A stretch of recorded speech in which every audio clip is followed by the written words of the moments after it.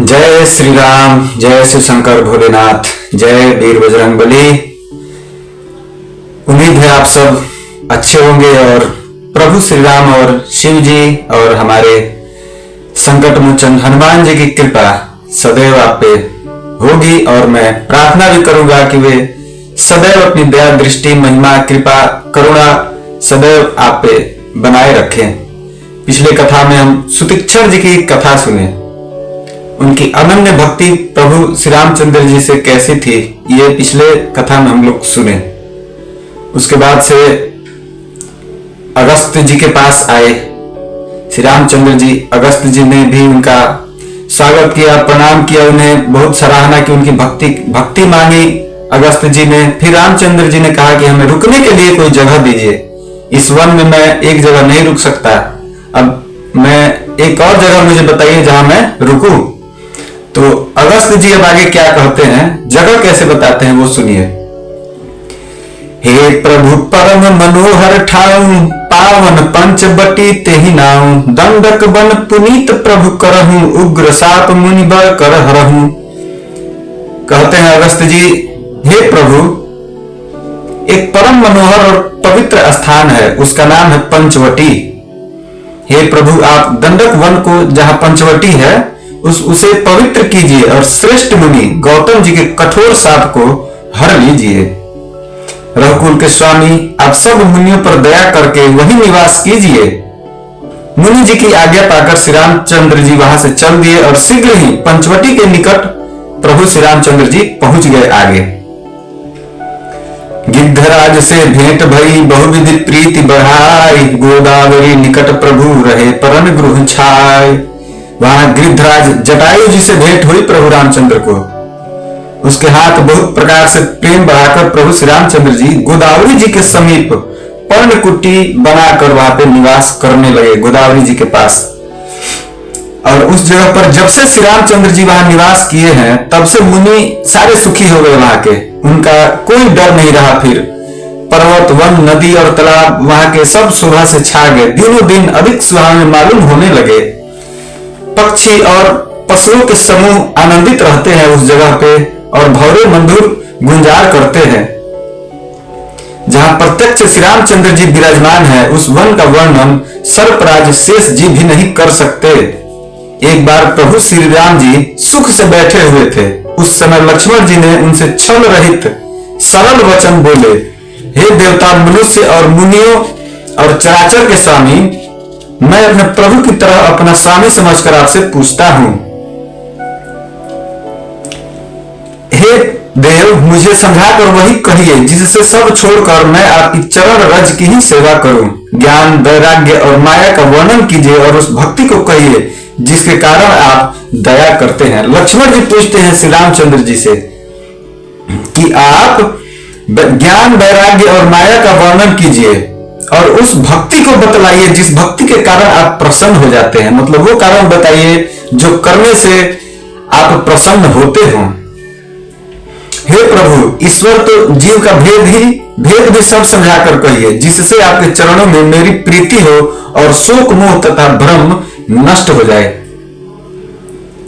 लक्ष्मण जी ऐसे पूछते हैं प्रभु राम से। तब श्री रामचंद्र जी क्या कहते हैं, थोरे ही मह सब कहूं बुझाऊं, सुनहु तात मन मन चित लाई, मैं अरु मोर तोर तय माया, जे ही बस किन्ने जीव निकाया। श्री रामचंद्र जी कहते हैं, हे तात, मैं थोड़े से नहीं सब समझाकर कह देता हूं, तुम मन चित्त और बुद्धि लगाकर सुन लो। और मेरा तू और तेरा यही माया है जिसे समस्त जीवों को वश में कर रखा है। अर्थात माया वही है जो हमेशा लोग कहते रहे कि ये मेरा है, वो तेरा है, वो तेरा है, ये मेरा है। यही है माया और कुछ नहीं है। और यही माया सारे जीव को अपने बस में करके रखा है। इंद्रियों के विषय को जहां तक मन जाता है, हे भाई, उस सबको माया जानना, उससे भी एक विद्या और दूसरी अविद्या, इन दोनों को भेदों को तुम सुनो आगे। एक अविद्या है जो दुष्ट दोष युक्त है और अत्यंत दुख रूप है, जिसके वश होकर जीव संसार रूपी कुएं में हमेशा पड़ा हुआ है। और एक विद्या है जिसके वश में गुण है और जो जगत की रचना करती है, वह प्रभु से ही प्रेरित होती है, उसके अपना बल कुछ भी नहीं है। ज्ञान मान जह एकऊ नाही, देख ब्रह्म समान सब माही। कहिए तात सो परम विरागी, तुम समसिद्धि तीन गुण त्यागी। ज्ञान वह है जहां मान आदि एक भी दोष नहीं है, और जो सब में समान रूप से ब्रह्म को देखता है। हे तात, उसी को परम वैराग्यवान कहना चाहिए, जो सारी सिद्धियों को और तीनों गुणों को तिनके के समान त्याग चुका हो, और जिसमें मान, दंभ, हिंसा, क्षमा रहित, टेढ़ापन, आचार्य सेव का अभाव, अपवित्रता, अस्थिरता, मन का निगृहित न होना, इंद्रियों के विषय में आसक्ति, अहंकार, जन्म मृत्यु, जरा व्याधिध्य, जगत में सुख बुद्धि, स्त्री पुरुष घर आदि में आसक्ति तथा ममता, इष्ट और अनिष्ट की प्राप्ति, हर्ष शोक, भक्ति का अभाव, एकांत में मन नहीं लगना, विषयी मनुष्यों के संग में प्रेम, ये 18 न हो, और नित्य अध्यात्म, आत्मा में स्थित तथा तत्व ज्ञान के अर्थ। इसका मतलब है कि तत्व ज्ञान के द्वारा जानने योग्य परमात्मा का नित्य दर्शन हो, वही ज्ञान कहलाता है। अगर ये देखना हो तो आप गीता में भी इसका वर्णन है ज्ञान का। जो माया को, ईश्वर को और अपने स्वरूप को नहीं जानता, उसे जीव कहना चाहिए। जो कर्म अनुसार बंधन और मोक्ष देने वाला, सबसे परे और माया का प्रेरक है, वही ईश्वर है। धर्म के आचरण से वैराग्य और योग से ज्ञान होता है तथा ज्ञान से मोक्ष का देने वाला है, ऐसा वेदों में वर्णन किया है। और हे भाई, जिससे मैं शीघ्र ही प्रसन्न होता हूं, वह मेरी भक्ति है, जो भक्तों को सुख देने वाली है।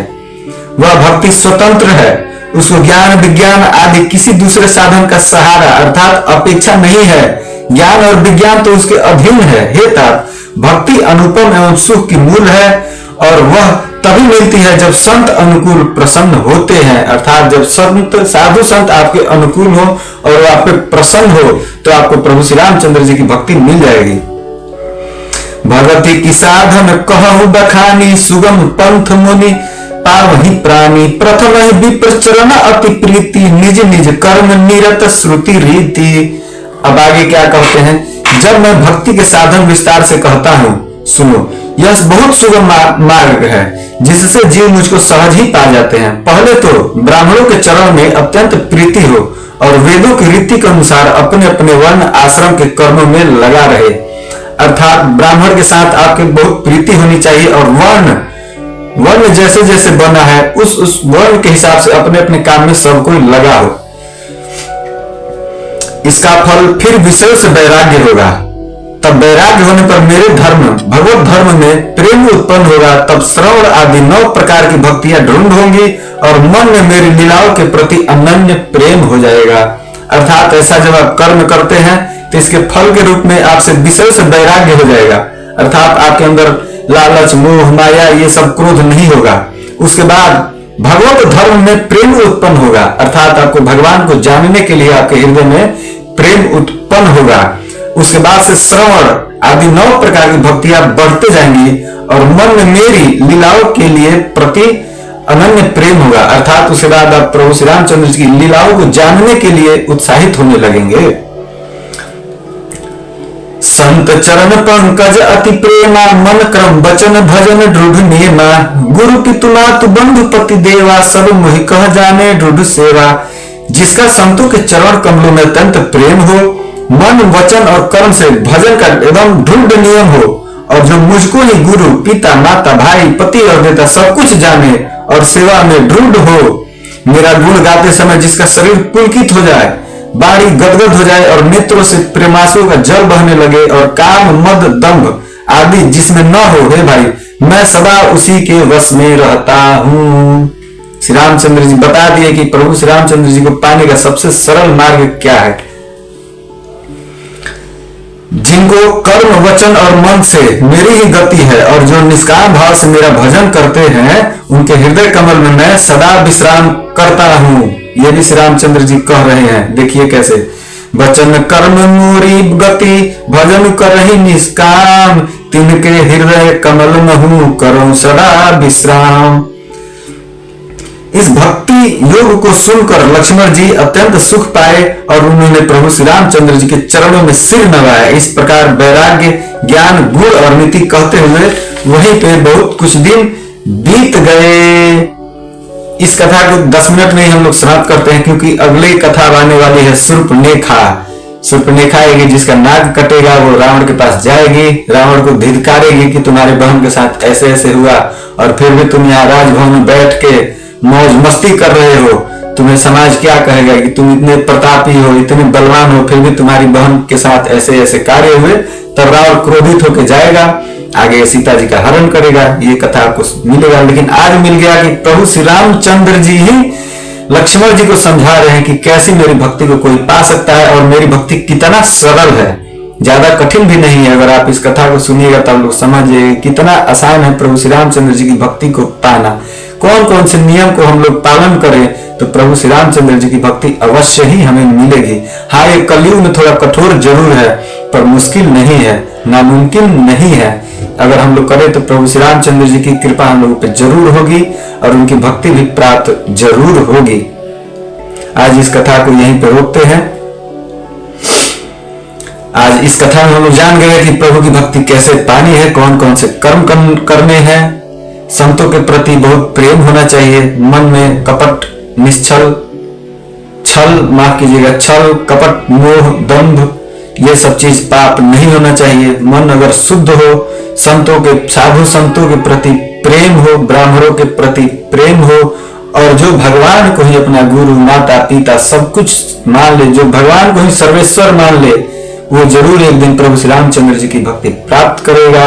अगर आपको ये कथा, ये तो बहुत से साधु संत आपको बताते हैं कि ऐसे करो वैसे करो तो प्रभु मिलेंगे, ये करो वो करो, इतने दिन का उपवास करो, इतने माला रोज जपो तो प्रभु मिलेंगे, ये करो वो करो, 11 दिन 21 दिन हवन करो, ये करो। वो सब चीजें सही है, मैं उस चीज को गलत नहीं कहता हूं। लेकिन एक गरीब, एक कमजोर, एक अज्ञान इंसान जिसको बहुत से मंत्रों का ज्ञान नहीं हो, बहुत से वेदों का ज्ञान नहीं हो, पुराणों का ज्ञान नहीं हो, ग्रंथों का ज्ञान नहीं हो, वह प्रभु श्री रामचंद्र जी को कैसे पाए, उनकी भक्ति को कैसे पाए? यही लक्ष्मण जी पूछते हैं तो प्रभु श्री रामचंद्र जी कहते हैं बहुत कम शब्दों में मैं बता देता हूं कि कैसी भक्ति पाई जा सकती है। वही भक्ति प्रभु श्री रामचंद्र जी बताते हैं। आपको अगर ये कथा अच्छी लगी हो, जो श्री रामचरित मानस से मैंने आपको सुनाई है, अरण्य कांड का है ये, तो एक बार बोलिए सियावर रामचंद्र की जय, पवन सुत हनुमान की जय, राम चारों भैया की जय, प्रभु जनक जी, प्रभु दशरथ जी की जय, माता कौशल्या, माता सुमित्रा, माता कैकेयी, माता सुनैना की जय जय, चराचर जीव की जय, सभी देवी देवताओं की जय, अपने गुरु की जय, अपने कुल देवी देवताओं की जय, अपने पितरों की जय। जय जय श्री सीताराम, हर हर महादेव।